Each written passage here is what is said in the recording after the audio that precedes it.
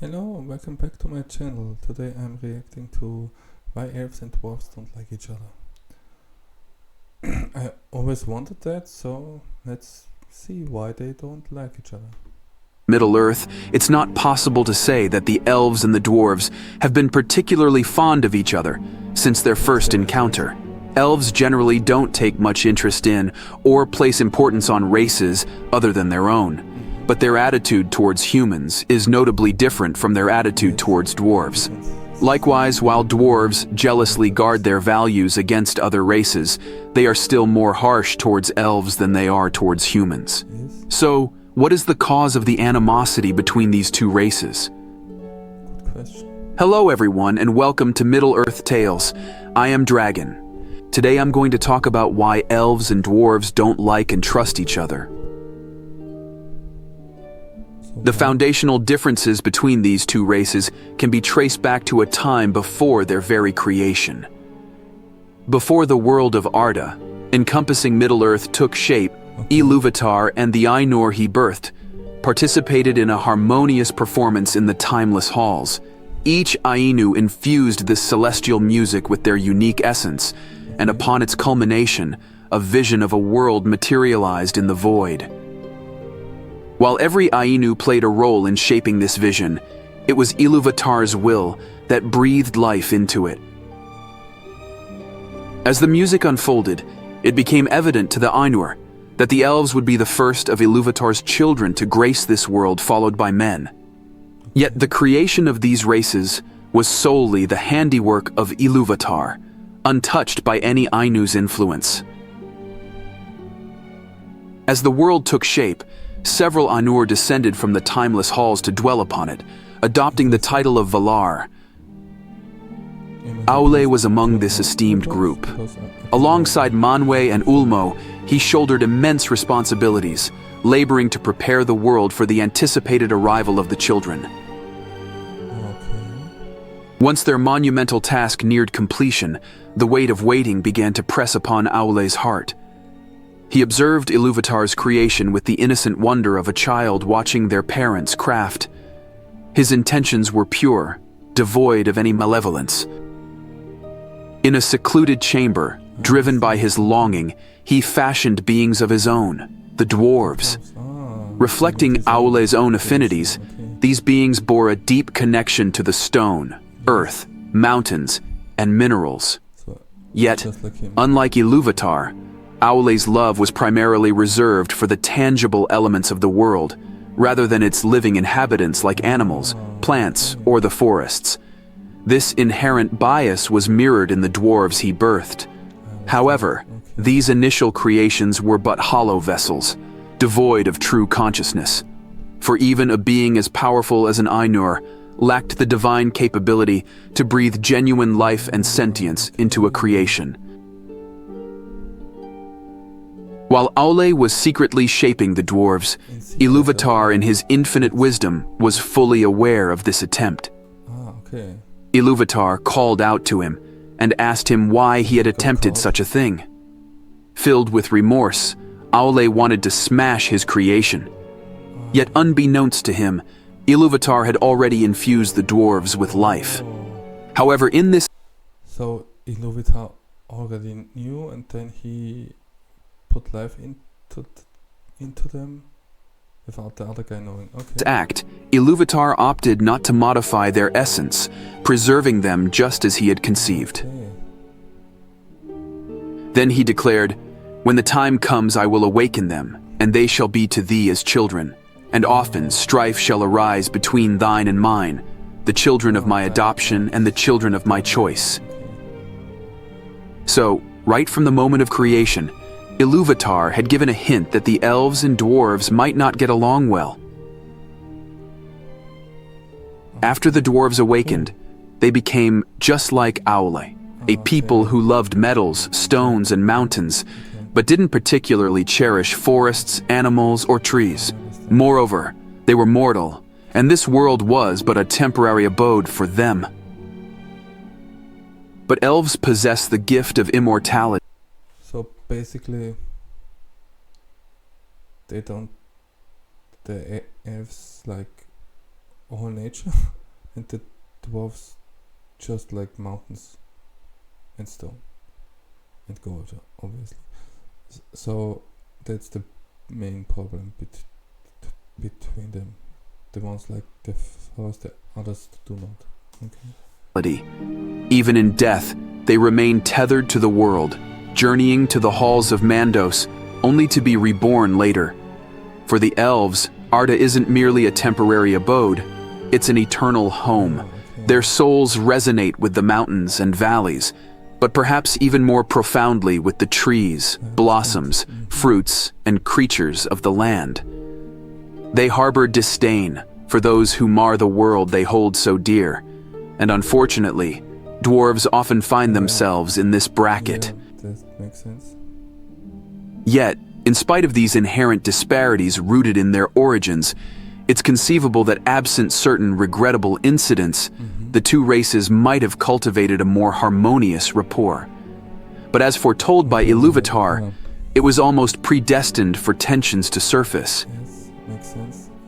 The initial seeds of discord were, in fact, sown by the elves. Their first encounter with the dwarven kind was with the petty dwarves, a group distinct in stature and demeanor from the more familiar dwarves of later ages. These dwarves were notably smaller, less sociable, and struggled to effectively communicate with other races. When they settled in Beleriand during the First Age, well before the arrival of their more prominent kin, they crossed paths with the elves. It's conceivable that the elves, upon their initial encounter with these unfamiliar beings, mistakenly perceived them as another of Melkor's twisted creations, akin to the orcs. This misjudgment led them to hunt the petty dwarves as if they were mere beasts. I like the art style, but I don't like the story. I love dwarves normally. So they thought that the dwarves are orcs because they looked a bit like them, or looked strange to them, so they hunted them. Okay.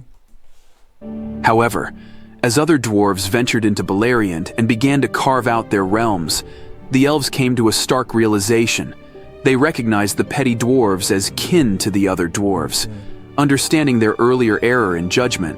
But the damage was done. Many of the petty dwarves had already met their end at elvish hands, and the cataclysmic events that led to Beleriand's downfall claimed most of the survivors. This tragic misunderstanding became the foundational rift that marred the relationship between elves and dwarves. So basically the elves made a mistake and the dwarves never forgave them for that. The subsequent rift between the two races was, unfortunately, instigated by the dwarves. Central to this dispute was the coveted Silmaril. But before delving into that, it's essential to highlight the significance of the Noglamir. Crafted by the skilled hands of the dwarves from the Blue Mountains, the Noglamir was a necklace of unparalleled beauty, commissioned by Finrod. It was embellished with radiant jewels that Finrod had brought from Valinor, the dwelling place of the Valar.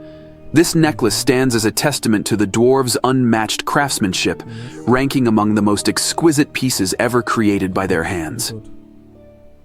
The Noglamir, for a considerable period, lay ensconced within the hoard of the dragon Glaurung, following the ruin of Nargothrond at its claws. Eventually, the necklace found its way to the halls of Doriath, becoming a prized possession of its ruler, the Sindarin king, Thingol. In his possession, Thingol also had one of the fabled and ill-fated Silmarils, which had ensnared his fascination. Enchanted by the Noglamir's splendor, he envisioned the Silmaril's radiant glow, further enhancing its beauty.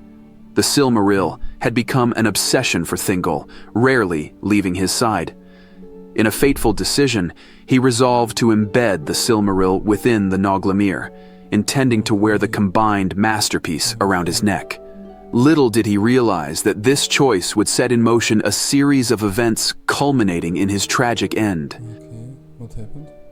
Thingol enlisted the expertise of skilled dwarven craftsmen to meld the Noglamir and the Silmaril into a singular masterpiece. As the dwarves beheld the combined splendor of their ancestral creation and the dazzling Silmaril, avarice took root in their hearts. Yet they masked their growing desire and proceeded with their task. Were they tempted by it? And They masterfully embedded the Silmaril into the Nauglamir, and the result was breathtaking. The Silmaril's ethereal glow combined with the necklace's intricate design produced a luminance that was unparalleled in its beauty. Upon completion, when Thingol approached to claim the newly crafted wonder, tensions flared. The dwarves, driven by their covetousness, contended that the Nauglamir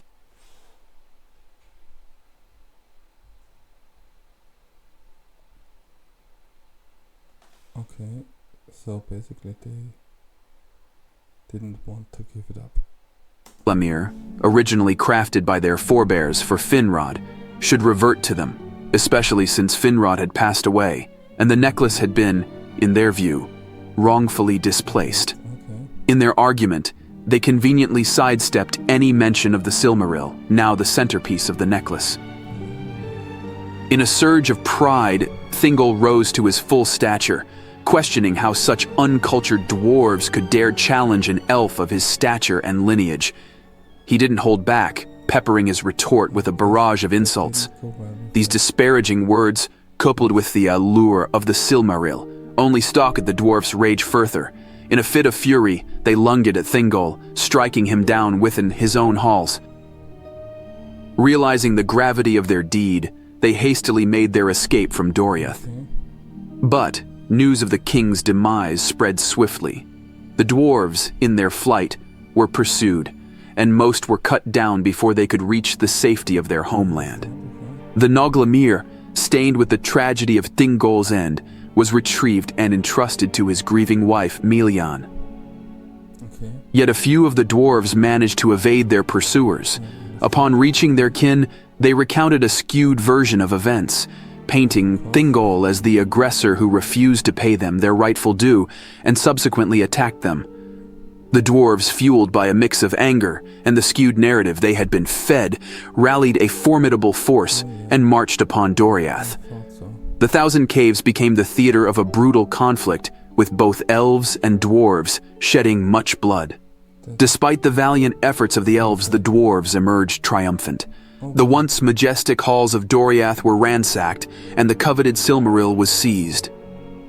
Although the elves would later reclaim the Silmaril, the scars of this conflict deepened the chasm of mistrust between the two races for countless years to come. Generations of elves and dwarves, even those not directly linked to this tragic episode, inherited this legacy of suspicion and animosity. Some notable survivors of the Doriath massacre included Celeborn, Galadriel's consort, Orifer, the forebear of Thranduil, who later ruled the Elves of Greenwood, was also of Sindarin lineage, suggesting he too might have been a survivor of the Doriath tragedy. This explains why Thranduil was so hostile to Thorin and his friends, who entered his country during the Erebor quest and treated them as thieves. This historical backdrop also sheds light on the reception the Fellowship received in Lothlorien during the War of the Ring. The elves of Lothlorien, aware of the ancient grudges, were particularly wary of Gimli the dwarf. Their insistence on blindfolding him can be better understood when one considers the deep-seated memories of past betrayals, particularly from Celeborn's perspective. Of course, not all dwarves and elves in Middle-earth history had poor relationships with each other. In the Second Age, there was a strong friendship between the dwarves and the Smith Elves. Celebrimbor had assisted in the making of the West Gate of Moria. Given that Celebrimbor descended from Feanor's lineage, and considering that they were not warmly received in Doriath, even to the extent that their entry into the kingdom was forbidden, we can more easily understand why Celebrimbor did not harbor negative feelings towards the dwarves. Likewise, during the later wars between Sauron and the elves, the dwarves provided significant assistance. Additionally, there's the friendship between the dwarf Gimli and the elf Legolas. However, unfortunately, This friendship emerged during a time when the elves were departing Middle-earth, and the dwarves were retreating to their dwellings, leaving the world to men. Therefore, it couldn't fully mend the mistrust between dwarves and elves. That's all for today. I hope I have explained the reasons for the discontent between dwarves and elves that almost led to creation. If you liked this video, you might consider subscribing. Okay, this was very interesting. Thank you for watching. Have a nice day. Bye.